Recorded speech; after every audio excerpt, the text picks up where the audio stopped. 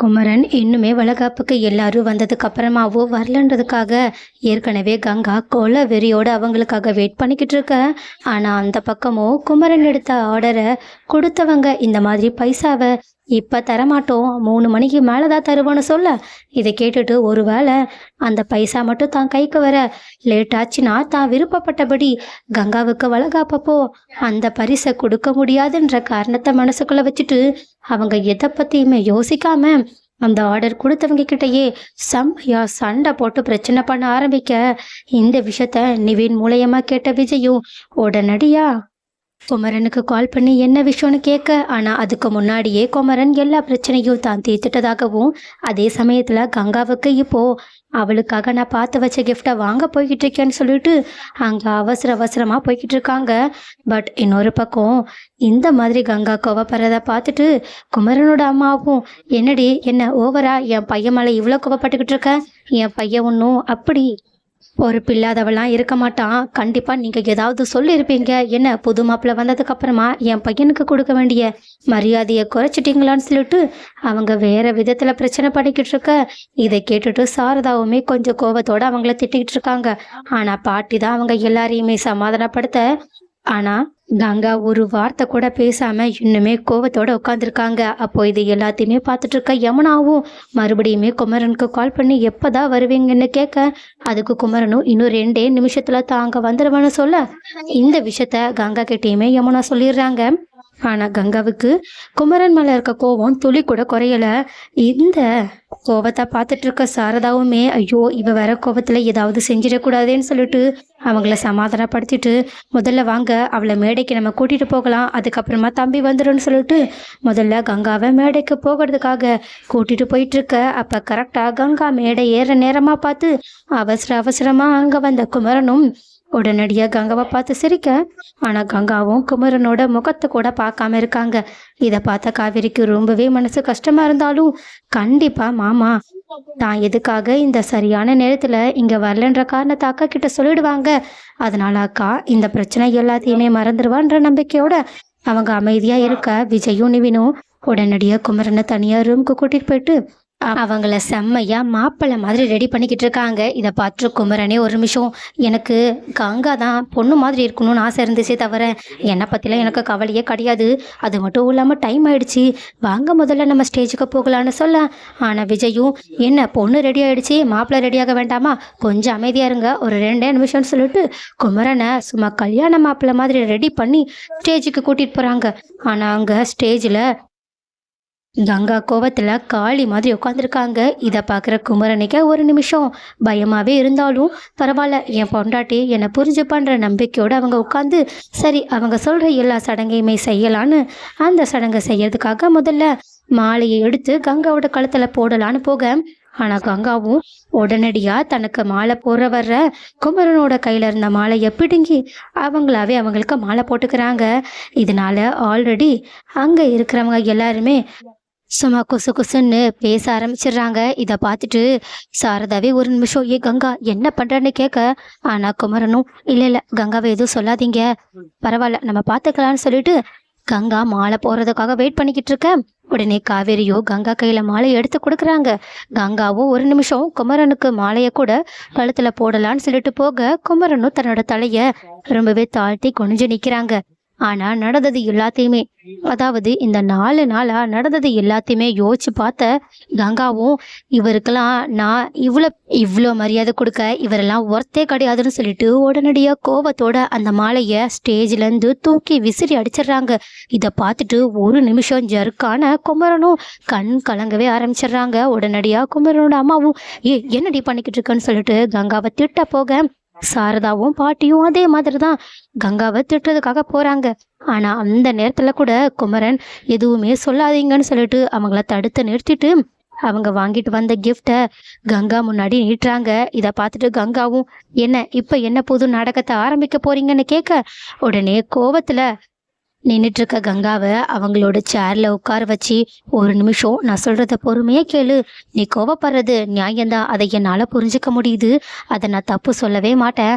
ஆனா நான் எதுக்காக இந்த 4 நாள் வரலன்றத நான் உன்கிட்ட சொல்லணும்ல.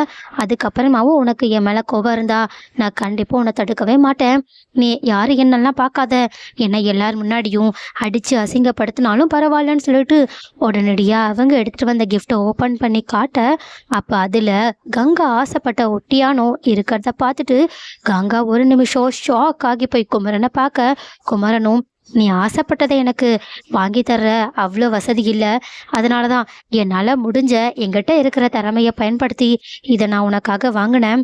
அதனாலதான் இந்த 4 நாள் கொஞ்சம் வேலை ஜாஸ்தி ஆயிடுச்சு. மற்றபடி வேற ஒன்றும் கிடையாது. உனக்கு இது பிடிச்சிருக்கான்னு மட்டும் சொல்லுன்னு சொல்ல, அப்போ இதை கேட்டுட்டு கங்கா கண் கலங்கி, அப்போ இந்த ஆளு நமக்காக தான் இந்த 4 நாளா உழைச்சிக்கிட்டு இருந்தாங்களா? நம்ம மேல கொஞ்சம் கூட அக்கறை இல்லைன்னு சொல்லிட்டு நம்ம ஏந்தா இவரை தப்பா நினைச்சோமோன்னு சொல்லிட்டு ஏங்கன்னு சொல்லிட்டு பேச போக, உடனே காவேரியும் நிலைமைய புரிஞ்சுக்கிட்டு, அக்கா நீ உண்மையாவே ரொம்பவே அவசரப்பட்டுட்டக்கா. மாமா என்ன சொல்ல வராங்கன்றத ஒரு தடவையாவது நீ மாமா கிட்ட கேட்டிருக்கலாம். அப்படியும் இல்லையா, மாமா என்னதான் தப்பே பண்ணியிருந்தாலும் இந்த அளவுக்கு எல்லார் முன்னாடியும் அவங்கள அசிங்கப்படுத்திருக்க கூடாது. ஏன்னா நானே நேரடியா மாமா எந்த அளவுக்கு உனக்கு நீ ஆசைப்பட்டதை தரணுன்றதுக்காக கஷ்டப்பட்டாங்கன்றத பார்த்துட்டு வந்திருக்கேன்னு சொல்லிட்டு அவங்களும் விஜயும் இந்த மாதிரி குமரன் அந்த ஆர்டருக்காக எவ்வளோ கஷ்டப்பட்டாங்க, 4 நாளா ஒரு துளி கூட தூக்கமே இல்லாம உழைச்சிருக்காங்கன்ற விஷயத்த சொல்ல, அப்போதான் கங்கா குமரனோட கண்ட இருக்க அந்த கருவளையம் எல்லாத்தையுமே பார்த்து வருத்தப்பட ஆரம்பிக்கிறாங்க. அது மட்டும் இல்லாம குமரனோட கையை பிடிச்சி, தயவு செஞ்சு என்னை மன்னிச்சிருங்கங்க, நான் நிஜமாவே உங்களை சரியா கவனிச்சுக்கவே இல்லை. ஏன் முக்கியமா நீங்க தூங்காம கொள்ளாம எனக்காக தான் இப்படி வேலை செஞ்சுட்டு இருக்கீங்கன்றத நான் ஒரு துளி கூட புரிஞ்சுக்காம போயிட்டேன். தயவு செஞ்சு என்னை மன்னிச்சிருங்கன்னு அவங்க அழவே ஆரம்பிக்க, உடனே குமரனும் இதுக்காக தான் நான் 4 நாளா உங்ககிட்ட எதுவுமே சொல்லலை. நீ என் மேல கோபமா இருந்தாலும் என்னால அதை தாங்கிக்க முடியும். ஆனா தயவு செஞ்சு நீ அழாதான்னு சொல்லிட்டு அவங்களோட கண்ணீரை தொடச்சி விட்டுட்டு, சரி நீ உட்காரு, நம்ம வளகாப்ப நடத்தலாமா, உனக்கு இது விருப்பம் தானான்னு கேட்க, உடனே கங்காவும் சரிங்க உட்காருங்கன்னு சொல்லிட்டு அவங்கள மரியாதையோடு அப்ப நடத்தி உட்கார வைக்க, அப்பதான் அங்க இருக்க கெஸ்ட்டுங்க எல்லாருக்கும் இந்த குடும்ப பிரச்சனை ஒரு வழியா முடிஞ்சிருச்சுன்ற நிம்மதியே கிடைக்குது. ஆனா அங்க வந்த தாத்தாவோ பாட்டியோ நடக்கிறது எல்லாத்தையுமே பார்த்துட்டு நின்றுகிட்டு இருக்காங்க. இதை பார்த்துட்டு காவேரியும், ஐயோ நம்மளோட குடும்ப பிரச்சனை இப்படி எல்லாரும் பார்க்குற மாதிரியா நடக்கணும். முக்கியமா பாட்டிக்கு கண்டிப்பா இந்த விஷயத்துல துளி கூட வெறுப்போ இல்லைன்றது அவங்களோட முகத்திலேயே தெரியுதுன்னு சொல்லிக்கிட்டு நினைச்சுக்கிட்டு இருக்கும்போதே கரெக்டா கல்யாணியும் மனசுக்குள்ள குடும்பம், அதுவும் இந்த காவேரியோட குடும்பம்னாலே பிரச்சனை தான், அவங்களோட பிரச்சனை ஓயவே ஓயாது, தெரியாதனமா என் பேரன் போய் இந்த குடும்பத்துக்குள்ள மாட்டிக்கிட்டானேன்னு சொல்லிட்டு அவங்க முகம் சொல்லி போல நின்றுக்கிட்டு இருக்க. தாத்தாவும் அதை கவனிச்சுட்டு, கொஞ்சம் உன்னோட முகத்துல உன்னோட எக்ஸ்பிரஷனை காட்டாம இருக்கியா? ஏற்கனவே இவங்க இருந்த பிரச்சனையை இப்பதான் மறந்துருக்காங்க. உன் முகத்தை பார்த்தா கண்டிப்பா காவேரி வருத்தப்படுவான்னு சொல்லிக்கிட்டு இருக்க. கல்யாணியும், அவ ஏற்கனவே என் முகத்தை பார்த்துட்டா, அது மட்டும் இல்லாம நான் வருத்தப்படுற அளவுக்கு ஒன்றும் இங்க அவ்வளோ வித்தியாசமா வேற எதுவும் நடக்கல. முக்கியமா காவேரிக்கும் அவளோட குடும்பத்தை பத்தி நல்லா தெரியும். நீங்க தான் தேவையில்லாம நடக்கிற விஷயம் எல்லாத்துக்கும் அது இதுன்னு யோசிச்சுட்டு இருக்கீங்கன்னு சொல்லிட்டு அவங்க பாட்டுக்க வேண்டாம் வெறுப்போட ஏதோ விஜய்க்காக இங்க இருக்கிற மாதிரி நின்றுக்கிட்டு இருக்காங்க. ஆனா கங்கா தான் பண்ண விஷயத்தால ரொம்பவே கில்ட்டி ஆகி மறுபடியும் குமரனோட கையை பிடிச்சி மன்னிப்பு கேட்டுக்கிட்டே இருக்காங்க. ஆனா குமரனும் கங்காவை சமாதானப்படுத்திட்டு, சரி வாங்க வளையல் போட்டுடலாமான்னு கேட்க, உடனே குமரனோட அம்மாவும், இருடா முதல்ல நலங்கு வைக்கணும், அதுக்கப்புறமா தான் வளையல் போடணும். அது மட்டும் இல்லாமல் முதல் வளையல் அப்பாலாம் யாரும் போடக்கூடாது, நல்லா கல்யாணம் ஆகி குழந்தை குட்டிங்களோட சந்தோஷமாக இருக்கிறவங்க தான் வளையல் போடணும்னு சொல்ல, ஆனால் கங்காவும் இல்லை, எனக்கு முதல் வளையல என் புருஷன் தான் போடணும் அப்படின்னு சொல்ல, இதை கேட்டுட்டு குமரனே ஒரு நிமிஷம், இல்லை பரவாயில்ல, நம்ம முறையை மாற்ற வேண்டாம், ஏதாவது தப்பாக நடந்துட போகுதுன்னு சொல்ல, ஆனால் கங்காவும், இங்கே பாருங்க வளகாப்பு எதுக்காக நடக்குது, குழந்தையும் அம்மாவும் சந்தோஷமா இருக்கணுன்றதுக்காக தானே நடக்குது. அப்போ நாங்கள் 2 பேரும் சந்தோஷமா இருக்கணும்னா எனக்கு என் புருஷன் தான் வளகாப்புக்கு வளையல முதலா போட்டு விடணும்னு சொல்ல, இதை கேட்டுட்டு விஜய், நிவின், காவேரின்னு சொல்லிட்டு எல்லாருமே ரொம்பவே சந்தோஷப்பட்டுக்கிட்டு இருக்காங்க. சாரதாவும் பாட்டியும் கூட சந்தோஷத்தோட கங்காவை பார்த்துக்கிட்டு இருக்காங்க. ஆனா எந்த விஷயத்துல குமரனோட அம்மாவுக்கு தான் விருப்பம் இல்ல. என்னதான் தான் பையன் முதல்ல வளகாப்பு போட்டா நல்லா இருக்கும்னு அவங்க நினைச்சாலும் முறைய மாத்தக்கூடாதுன்னு அவங்க உறுதியா இருக்க, அவங்க கங்காவோட முடிவுக்கு எதிர்ப்பு தெரிவிக்கிறாங்க. ஆனா குமரனும், அம்மா நீங்க கொஞ்சம் அமைதியா இருங்க. இந்த வளகாப்பு என் பொண்டாட்டி விருப்பப்படி எல்லாமே நடக்கணுன்றதுக்காக தான் நான் இவ்வளோ கஷ்டப்பட்டிருக்கேன். இப்போ அவளே நான் தான் முதல்ல வளையல் போடணும்னு சொல்றான்னா, அதை போடுறதுல எனக்கு எந்த பிரச்சனையும் கிடையாதுன்னு சொல்லிட்டு உடனடியா நலங்கள்லாம் வச்சு அவங்களுக்கு வளையல் எடுத்து போட்டு வர்றதுக்காக கையில போட பார்க்க, அப்ப கரெக்டா திடீர்னு குமரனோட கண்ணு எல்லாம் இருட்டுற மாதிரி தெரியுது. அதனால அவங்க தடுமாற ஆரம்பிக்க, அப்போ கரெக்டா கையில இருந்த வளைகளையுமே அவங்க கீழே போட்டுடுறாங்க. இதை பார்த்துட்டு அங்க இருந்தவங்க எல்லாருமே ஷாக் ஆக, அதே மாதிரி சாரதாவும் பாட்டியும், தம்பி என்னாச்சு? என்ன அபசகுணம் மாதிரியே வலையில வேற கீழே போட்டுட்டீங்களே, இப்படி போடக்கூடாதுன்னு சொல்லுவாங்களே, அது குழந்தைக்கு நல்லது இல்லையேன்னு சொல்லிட்டு அவங்க ஒரு புரளிய கலப்ப. ஆனா விஜயும் காவேரியும் குமரன் எதுக்காக இப்படி தடுமாறுறாங்கன்றத நல்லா புரிஞ்சுக்கிட்டதுனால, இப்ப போய் இதை எதுக்காக பாட்டி சொல்லிக்கிட்டு இருக்கீங்க, முதல்ல மாமாவுக்கு என்ன ஆச்சுன்னு பார்க்கலான்னு சொல்லிட்டு அவங்கள பார்த்துக்கிட்டு இருக்க நிவின் குமரனுக்கு ஒரு ஜூஸையுமே எடுத்துட்டு வந்து அவங்களோட வாயில வச்சு அவங்கள குடிக்க வைக்க, லைட்டா அப்பதான் குமரன் கொஞ்சம் நிதானத்துக்கே வராங்க. அது மட்டும் இல்லாமல் தயவு செஞ்சு எல்லாரும் என்னை மன்னிச்சிருங்க, நான் சரியாக தூங்கலை. அது மட்டும் இல்லாமல் நேற்று நைட்டும் சாப்பிடல, காலையிலையும் சாப்பிடலையா, அதனால தான் கொஞ்சம் கண் இருட்டிடுச்சு. இப்போ எந்த பிரச்சனையும் கிடையாது, நம்ம வளகாப்பை ஸ்டார்ட் பண்ணலான்னு சொல்லிட்டு அவங்க மறுபடியுமே கங்கா கிட்ட மன்னிச்சிருக்காங்க.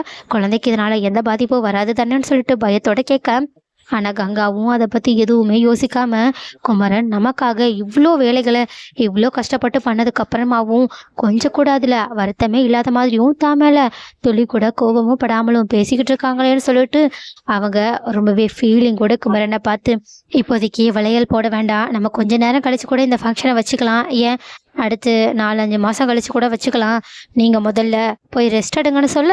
ஆனால் குமரனும், ஐயோ கங்கா, இந்த வளகாப்புக்காக தான் நான் அவ்வளோ கஷ்டப்பட்டிருக்கேன், இன்னைக்கு மட்டும் இந்த வளகாப்பு நடக்கலாம், அப்புறம் கண்டிப்பாக வருத்தம் உனக்கு மட்டும் இல்லை எனக்கும் தான். இங்கே பாரு, நான் ரொம்ப நல்லா இருக்கேன், முதல்ல உனக்கு நான் வளகாப்பு வளையல போடுறேன், அதுக்கப்புறமா எல்லாருமே போடுவாங்க, அப்புறம் உனக்கு பிடிச்ச சாப்பாடு எல்லாத்தையுமே நான் பார்த்து பார்த்து ஆர்டர் பண்ணி வச்சுருக்கேன், அதனால அங்கே போயிட்டு நல்லா சாப்பிடுவோம், அப்புறம் என்ன எனக்கு வேற வேலையே இல்லை, நல்லா உங்க கூட டைம் ஸ்பெண்ட் பண்ணிட்டு கொஞ்சம் தூங்கிக்கிறேன்னு சொல்ல. ஆனா கங்காவும், ஏங்க அதெல்லாம் எனக்கு ஒண்ணுமே வேண்டாங்க, இப்பவே நான் ரொம்பவே சந்தோஷமா இருக்கேன், இந்த வளகாப்பு கூட எனக்கு இப்போ தேவையில்லைன்னு தோணுதுன்னு சொல்ல. ஆனா காவேரியும், அக்கா அதான் மாமாவே சொல்றாங்கல்ல, இன்னும் ஒரு 1/2 தான், எல்லாரும் கடகடன்னு வளையல போட்டுடுறோம், அப்புறம் கொஞ்ச நேரத்தில் நீங்கள் சாப்பிட்ருங்க, அப்புறம் என்ன மற்றதெல்லாம் நாங்கள் பார்த்துக்குறோம், நீங்கள் 2 பேரும் போய் ரெஸ்ட் எடுங்கன்னு சொல்லிட்டு மாமா அக்காவுக்கு வளையல் போட்டு விடுங்கன்னு சொல்லிட்டு ஃபோட்டோகிராஃபர் எல்லாத்தையுமே கூப்பிட்டு சும்மா டிசைனாக 2 பேரையுமே ஃபோட்டோ எடுத்துக்கிட்டு இருக்காங்க. ஏன் ஒரு நிமிஷம் அங்கே கல்யாணம் நடக்குதா இல்லை வளகாப்பு நடக்குதான்னு வந்தவங்க எல்லாரும் கன்ஃபியூஸ் ஆகிற அளவுக்கு அந்த ஃபங்க்ஷன் ஜாம்னு நடந்து முடியுது. அது மட்டும் இல்லாமல் கங்காவும் குமரன் தமிழ இவ்வளோ காதல் வச்சிருப்பாங்கன்றத கொஞ்சம் கூட எதிர்பார்க்காததுனால சந்தோஷத்துல ஆனந்த கண்ணீரே விட்டுக்கிட்டு இருக்காங்க. அது மட்டும் இல்லாம நிவினும் விஜயும் அந்த ஃபங்க்ஷனுக்காக ஓடி ஓடி வேலை செய்யறது எல்லாத்தையுமே பார்த்துட்டு இருந்த கங்காவும், ஒரு நிமிஷம் இதுக்கு முன்னாடி நம்ம விஜயையும் சரி ஏன் காவேரியையும் சரி நம்ம ரொம்பவே தப்பா நினைச்சிட்டோம்ல, முதல்ல அவங்க கிட்டயும் நம்ம மன்னிப்பு கேட்கணும்னு சொல்லிட்டு அவங்க வேலையெல்லாம் முடிஞ்சதுக்கு அப்புறமா விஜய் கிட்ட போயிட்டு தயவு செஞ்சு என்ன மன்னிச்சிருங்க விஜய்னு சொல்ல. ஆனா விஜயும், என்ன கோதாவரி இப்ப எதுக்காக எங்கிட்ட மன்னிப்பு கேட்குறீங்கன்னு கேட்க, ஆனா கங்காவும், இல்ல உங்ககிட்ட மன்னிப்பு கேட்கறதுக்கு எனக்கு நிறைய காரணம் இருக்கு, ஏன் உங்க மேல இருக்க கோபத்தால நான் உங்க பின்னாடி எல்லாம் உங்களை பத்தியும் காவேரியை பத்தியும் நிறையவே தப்பா பேசியிருக்கேன் தெரியுமா, ஆனா என்ன அது எல்லாமே எவ்வளவு பெரிய தப்புன்னு எனக்கு இப்பதான் புரியுது, அதனால தயவு செஞ்சு என்னை மன்னிச்சிருங்க, இதுக்கப்புறமா நான் கண்டிப்பா அந்த மாதிரியான ஒரு முட்டாள்தனத்தையும் முன்கோபத்தையும் உங்க மேல மட்டும் இல்ல யாரு மேலேயும் காட்ட மாட்டேன்னு எனக்கு என் புருஷன் ஒரு சூப்பரான பாடத்தை கத்து கொடுத்துறாங்கன்னு சொல்லிட்டு குமரனை ரொம்பவே பெருமையோட பேச, இதை கேட்ட குமரனும், கங்கா என் மேல உனக்கு இப்போ நம்பிக்கை வந்துருச்சா, ஏன்னா நான் ஏற்கனவே ஒரு ஹஸ்பண்டா இருக்க தகுதி இருக்கிறவனா இல்லையான்னு எனக்கே டவுட் இருக்கு, இப்ப வேற நான் அப்பாவாக்க போறேன்னா அதனால ரொம்பவே பதட்டமா இருக்கு, நீ சொல்லு நான் சரியா குழந்தைய வளர்த்துருவேனா, என்னால அப்பாவா இருக்க முடியுமா, எனக்கு அப்பாக்குள்ள தகுதியெல்லாம் இருக்கான்னு கேட்க, உடனே கங்காவும் குமரனை அசத்துற மாதிரியான ஒரு பதில் அதுக்கு சொல்ல, இதை கேட்டுட்டு காவேரியே ஷாக் ஆகுறாங்க. ஏன்னா கங்கா, உங்களை பார்க்கும்போது எனக்கு என் அப்பாவை பார்க்குற மாதிரி இருக்குன்னு சொல்றாங்க. அப்ப கரெக்டா அங்க வந்த சாரதாவும் அது உண்மைன்ற மாதிரி, அவரு இருந்தா இந்த குடும்பத்துக்கு என்னெல்லாம் பார்த்து பார்த்து பண்ணியிருப்பாங்களோ அது எல்லாத்தையும் என் மருமகங்க என் மக ஸ்தானத்துல இருந்து பண்றாங்கன்னு சொல்லிட்டு கூட விஜயையும் நிவினையும் சேர்ந்து பாராட்ட. ஆனா இதை கேட்டுட்டு இருந்த யமுனாவுக்கு தான் வயிறு எரியுது. ஏன்னா பண்ணது எல்லாமே குமரன் மாமா, ஆனா இப்போ மறுபடியுமே புகழ் எல்லாமே விஜய்க்கு போற மாதிரி இருக்கேன்னு சொல்லிட்டு அவங்க கடுப்புல விஜயை முறைச்சு பார்க்க இதை கங்காவுமே நோட் பண்ணிடுறாங்க. அதனால அவங்க யமுனாவை தனியே கூப்பிட்டு, என்ன யமுனா, என்ன விஜய முறைச்சு பார்த்த மாதிரி தெரியுது? அட ஆமாக்கா, உனக்கு இன்னுமா கோவம் வரல? எல்லாமே பண்ணது கஷ்டப்படுறது எல்லாமே மாமா தான். ஆனா இப்ப பாரு அம்மா, இப்போ எல்லா கிரெடிட்ஸையுமே தூக்கி விஜய்க்கே கொடுத்துக்கிட்டு இருக்காங்கன்னு சொல்ல, உடனே கங்காவும், ஆமா அம்மா சொன்னது எல்லாமே உண்மைதானே, என்னதான் அவர் உழைச்சிக்கிட்டு இருந்தாலும் அவங்களுக்கு பக்கபலமா இருந்தது விஜயும் நிவின் தான்றதை நீ ஏத்துக்கிட்டு தான் ஆகணும். அது மட்டும் இல்லாம நீ அடிக்கடி காவேரி மலையும் விஜய் மலையும் எப்படி பொறாமப்படுறது எனக்கு சுத்தமா பிடிக்கலன்னு சொல்ல, ஆனா யமுனாவும், என்னக்கா என்ன, என் கூட இருந்து நீயும் தானே அவங்கள பத்தி பேசிக்கிட்டு இருந்த, இப்போ என்ன ஒரே நாள்ல நீ மாறிட்ட மாதிரி பேசிக்கிட்டு இருக்கன்னு சொல்ல, ஆனா கங்காவும், இல்லை மாறிட்டன்ல, என்ன மாற வச்சிட்டாங்க. ஏன்னா இப்போதான் எனக்கு அவங்க 2 பேரோட நல்ல மனசு கொஞ்சம் கொஞ்சமாக புரிய ஆரம்பிச்சிருக்கோன்னு சொல்லிட்டு இந்த மாதிரி குமரன் அவங்க கிட்ட சொன்ன எல்லா விஷயத்தையுமே யமுனா கிட்ட சொல்கிறாங்க. ஆனால் என்ன இந்த யமுனா, அக்கா தயவு செஞ்சு மாமா சொல்கிறது எதையும் நம்பாத, அவங்க கண்டிப்பாக காரணம் இல்லாம உங்ககிட்ட இப்படியெல்லாம் பேச மாட்டாங்கன்னு மறுபடியுமே கங்காவோட மனசை மாத்துற மாதிரி பேச ஆரம்பிக்க. ஆனா கங்காவும் இந்த தடவை ரொம்பவே முட்டாள்தனமா யமுனாவோட சேர்ந்து அவங்க எல்லா விஷயத்தையுமே தப்பா யோசிக்காம இப்பதான் சரியா யோசிக்க ஆரம்பிச்சு, தப்பு மத்தவங்க யாரு மேலேயும் இல்ல, யமுனா மேலதான் இருக்கு, அவங்களோட புத்தி மேலதான் இருக்குன்னு சொல்லிட்டு, இங்க பாரு யமுனா, நீ என்ன மாதிரியே சீக்கிரமா திருந்தினா நல்லா இருக்கும். ஏன்னா இன்னும் ரொம்ப நாள் ஆச்சுன்னா கண்டிப்பா நீ ரொம்பவே வருத்தப்பட வேண்டியது இருக்கும்னு சொல்லிட்டு அவங்கள சொல்லாம நீ தப்பு பண்ணிக்கிட்டு இருக்கன்றத சொல்லிட்டு கிளம்பி போறாங்க. ஆனா யமுனாவும் இப்ப என்ன அக்கா என் பக்கம் இல்லாத மாதிரி பேசிட்டு இருக்கான்னு சொல்லிட்டு அவங்க மறுபடியுமே செம்ம கடுப்போட தான் நின்றுக்கிட்டு இருக்காங்க. அப்போ கரெக்டாக அங்கே வந்த காவேரியோ, என்ன யமுனா, மறுபடியும் உனக்கு கம்பெனிக்கு ஆள் இல்லாமல் போயிட்டாங்களா என்னன்னு அவங்க இந்த மாதிரி கங்காவும் யமுனாவும் பேசுனது எல்லாத்தையுமே ஏற்கனவே தெரிஞ்ச மாதிரி பேச, இதை கேட்டுட்டு யமுனாவே கொஞ்சம் ஷாக் ஆகுறாங்க. ஸோ கைஸ், இப்போ ஒரு வழியா கங்கா என்னதான் குமரனோட நல்ல மனசால திருந்திட்டாலும் இப்போ யமுனா எப்போதான் திருந்துவாங்க, இல்லைன்னா அவங்களாம் திருந்த வாய்ப்பே இல்லைன்னு நீங்க நினைச்சீங்கன்னா அதை கமெண்டா சொல்லுங்க. அண்ட் ஆல்சோ நிவின் யமுனா ஒன்னா சேர்ந்து வாழ்ந்தா நல்லா இருக்குமா? அப்படி இல்லைனா இந்த யமுனாவோட தொல்லை இல்லாம நிவின் சந்தோஷமா அவங்கள விட்டு பிரிஞ்சு போனா நல்லா இருக்குமா?